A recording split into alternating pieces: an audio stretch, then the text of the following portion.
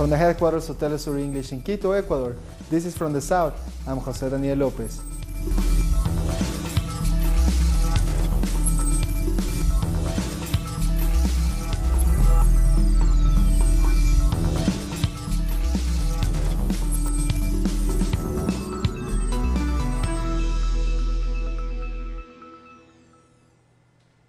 A small group from the first migrant caravan in Mexico has already reached Tijuana on the U.S. border, but the bulk of the caravan is still on its way to Guadalajara, many hundreds of kilometers from the United States.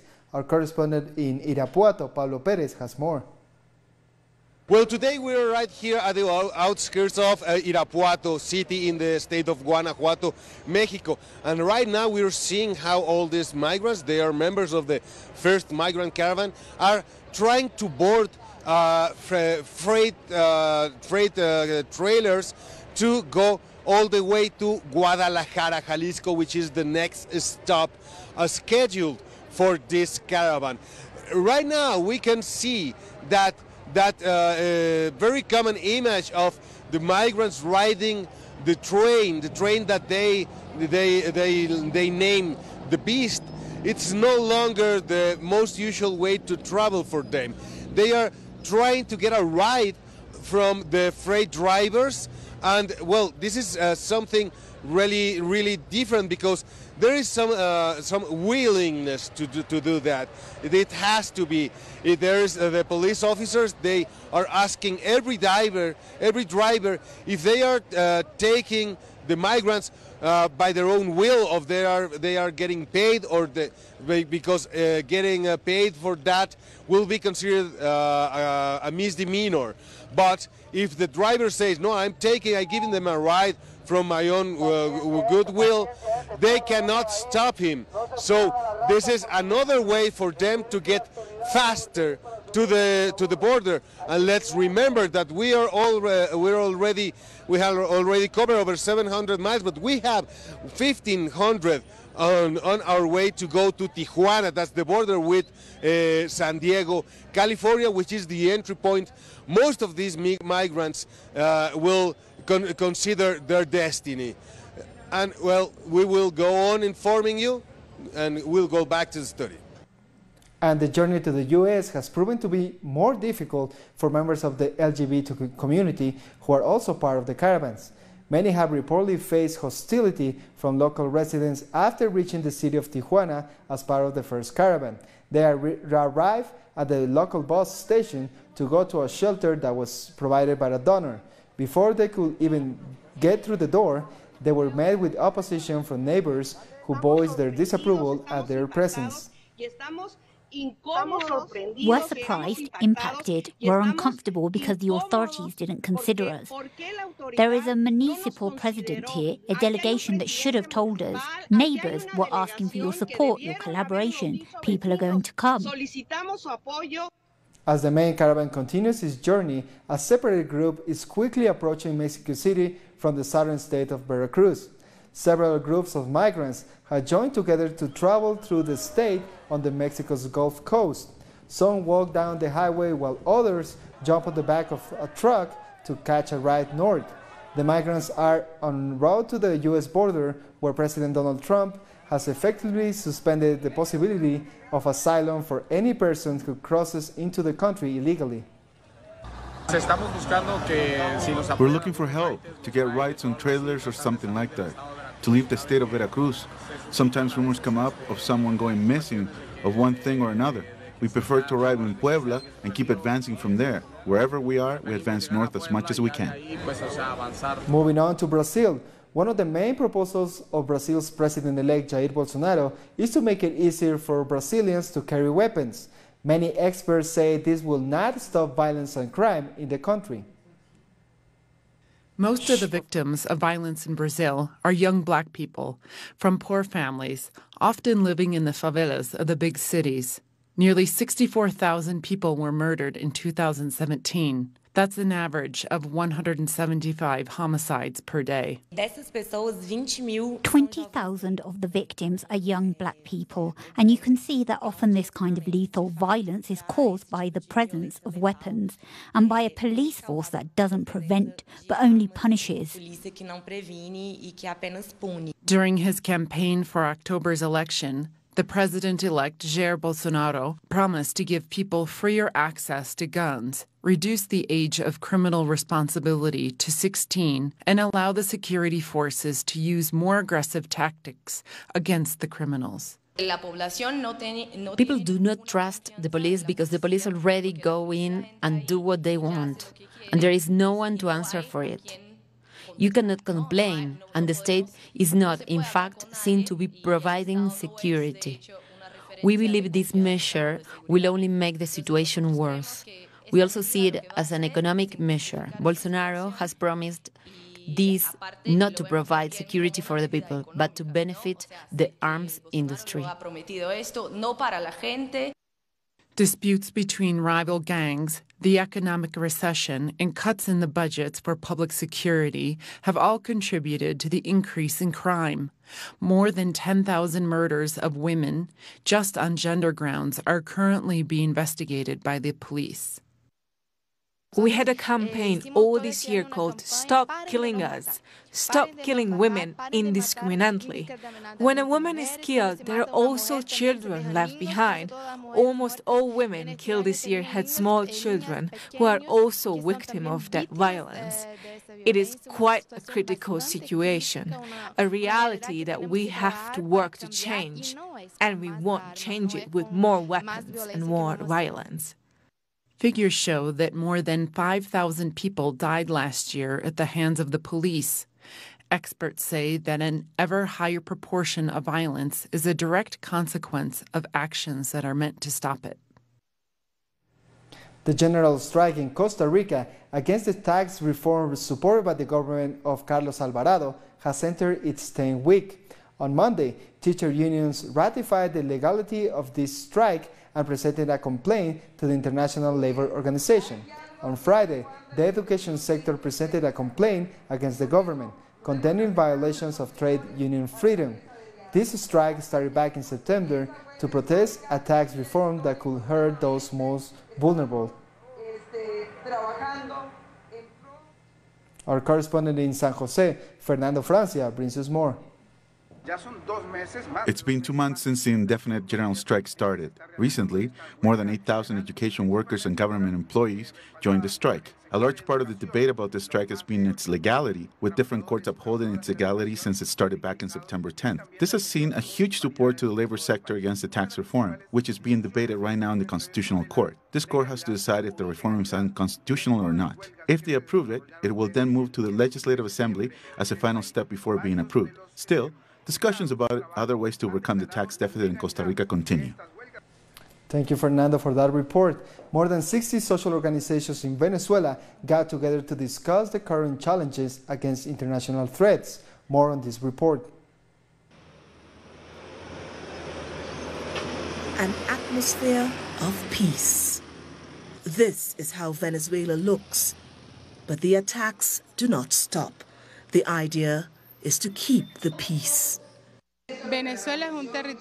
Venezuela is a territory of peace that is being attacked by foreign powers that want to obtain our resources.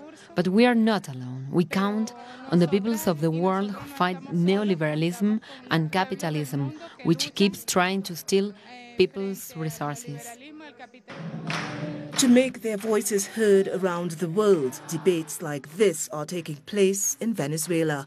The different social movements in Venezuela have many ways of organizing, but it is hard because of the isolation imposed by the United States and the EU. Nonetheless, this has always been a combative people with great awareness. Their main objective is to confront the attacks of the right. Venezuela has been a firm example for the rest of Latin America and the world. We are a point of reference for the struggle, for sovereignty, for education. We are at the forefront of the defense of sovereignty in Latin America, in the Caribbean, and in other continents. Their message is clear: to be a shield in the face of international threats. We think this is a vital initiative for popular organizations, for the people who organize and resist the effects of the capitalist crisis, and the way it is used to impose barbarianism on the peoples of the world.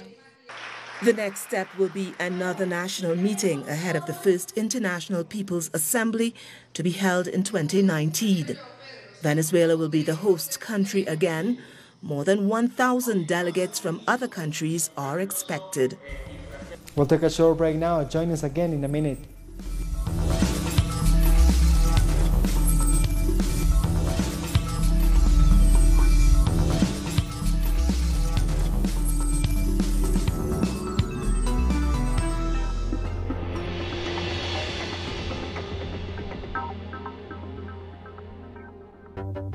With developing events being presented through analysis, our coverage transcends borders. With renowned journalist Walter Martinez. Salud amigos, tripulantes de nuestra querida, contaminada y única nave espacial. Dossier. Weekdays. Only on Telesur. Y ponga usted las cámaras, señor director.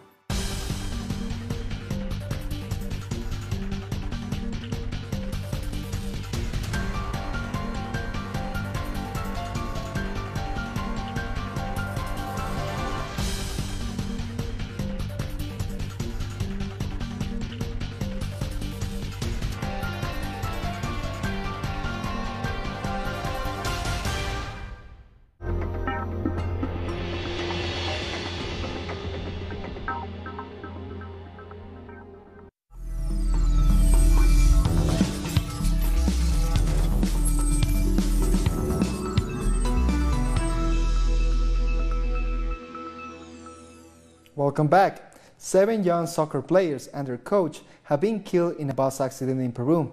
The group of school children were on their way to play the final match of the local soccer league when the bus fell from a cliff. At least another 11 children were injured in the crash. 2 of them are in serious conditions. The causes of the accident are being investigated. An indigenous leader in Guatemala was sentenced to jail for fighting against the construction of a hydroelectric plant in his community. His defense team has described the judgment as a criminalization of protest. Que la próxima guerra va a ser por el agua, pero miren, a mí me tienen como prisionero. The indigenous Quechua leader, Bernardo Calchol, has been sentenced to 7 years and 4 months of prison. It was the judge Walter Aparicio Rosales from the first penal court of Verapaz who delivered the sentence. Pena que deberá cumplir en el Centro Preventivo de Libertad que designe el juez de ejecución correspondiente.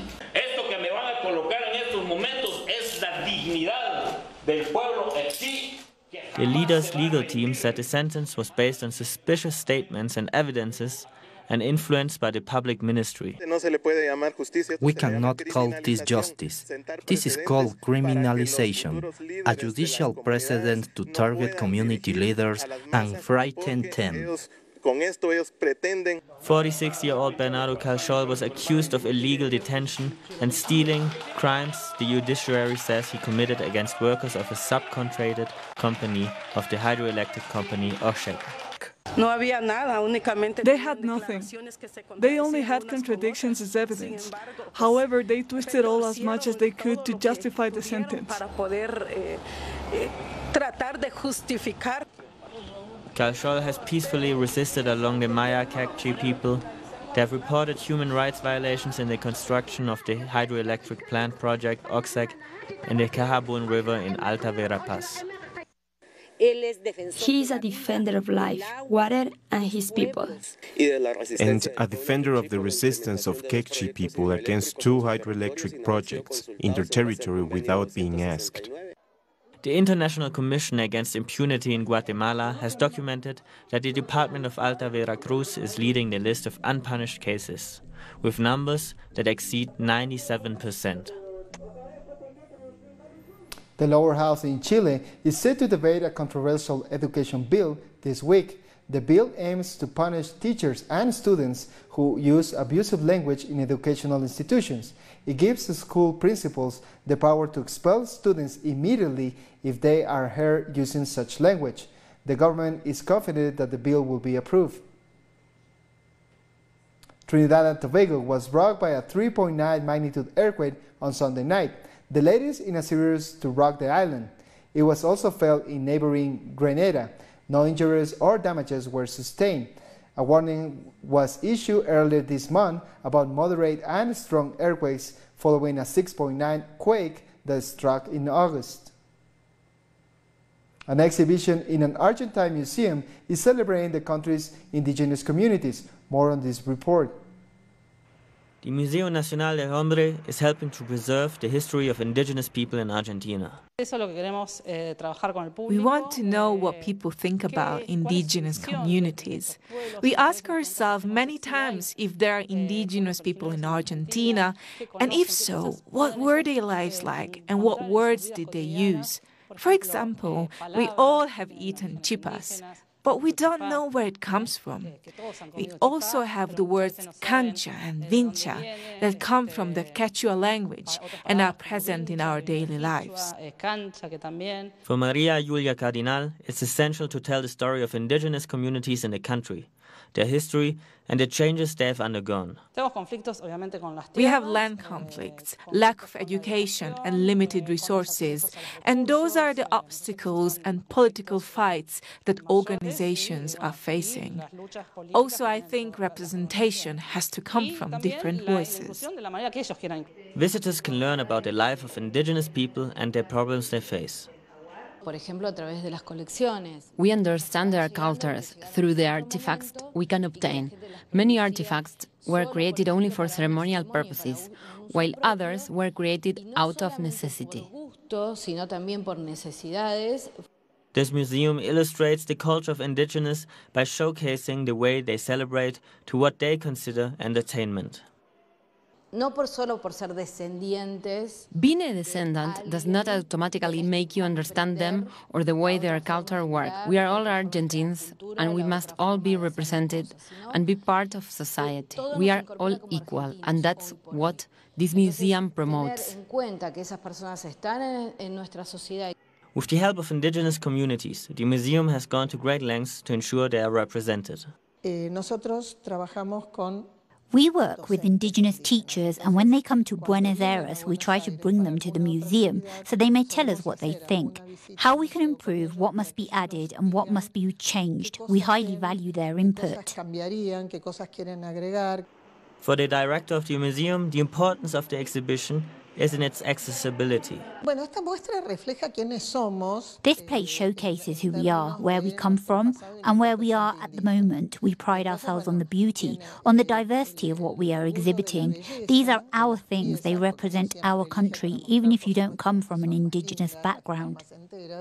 At times when stigmatizing, persecuting, and criminalizing indigenous people has become commonplace in Argentina, the exhibition is aiming to uphold their legacy and ensure that their legacy never dies. Amnesty International has withdrawn its most prestigious human rights prize from Myanmar's state chancellor Aung San Suu Kyi. In a statement, the organization has accused her of perpetrating human rights abuses by not speaking out about violence against the Rohingya Muslim minority. Once seen as a champion in the fight for democracy, Suu Kyi has been stripped of a series of international honors over what has been described as her betrayal of her values. Meanwhile, thousands of Rohingya Muslims are fleeing Bangladeshi refugee camps in fear of being repatriated to Myanmar. Authorities are reportedly planning on launching the repatriation of Rohingya refugees this coming Thursday, despite the fear of most refugees to return to Myanmar. Iran's cancer patients have been finding it extremely difficult to receive treatment and buy medication due to the recently reimposed U.S. sanctions.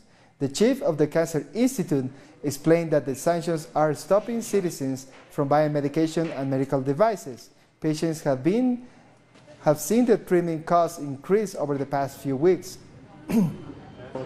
Now, when they impose sanctions on our banks, the money cannot be transferred easily to a foreign country in order to buy medication. These sanctions are non-humanitarian. These health clinics, with these sanctions, are not able to respond to 500,000 patients. The government should increase the health centers, add more funds, and give additional support to a large number of cancer patients. The president of Palestine, Mahmoud Abbas, has vowed to never allow Gaza to be separated and isolated from the rest of Palestine. In a televised address to the nation, Abbas said that unity was the strongest weapon that the people of Palestine have in the face of aggression by forces against Palestinian statehood. Our national unity is the most precious thing we have, and it is our strongest weapon to face the plans for liquidation and conspiracies that are being waged against our national cause. The attempts to separate Gaza from the homeland will not succeed. We'll take a short break now. Join us again after this.